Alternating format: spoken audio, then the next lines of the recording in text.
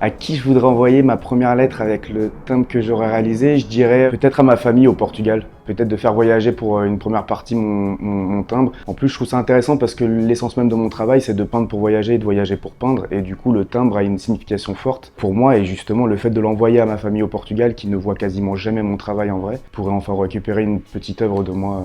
Donc ce serait le moment idéal. Ouais. Est-ce que je savais comment on fabriquait un timbre? Non, avant d'être contacté par Julien et les équipes justement de la Poste, je n'avais aucune idée de comment c'était fabriqué et toutes les étapes non plus. La première personne à qui j'en ai parlé, c'est à Christella, la fille qui gère mon studio. Et j'étais assez surpris d'être sélectionné pour faire justement ce timbre-là. Et du coup, la première personne à qui j'en ai parlé a tout de suite été très enthousiaste et m'a dit faut absolument que tu le fasses. J'ai des souvenirs parce qu'en fait, mes parents avaient des carnets de timbres avec une sorte de pseudo-collection, mais c'est le seul souvenir que j'ai. Et j'ai un souvenir où j'avais reçu aussi un timbre de foot que j'ai gardé super longtemps avec moi. Ce qu'il y a de plus difficile sur la création de ce timbre, c'est de s'imaginer quelque chose que je réalise d'habitude en très très grand. Et là, de l'imaginer en très très petit. Mais finalement, c'est un peu la même que j'ai quand je suis en atelier. C'est-à-dire que quand je pars des fois sur plusieurs semaines à l'étranger pour faire réaliser des fresques monumentales et que je reviens dans l'atelier pour réaliser des tableaux beaucoup plus petits, et j'ai un petit laps de temps où je dois me réadapter au support, réadapter à l'œuvre.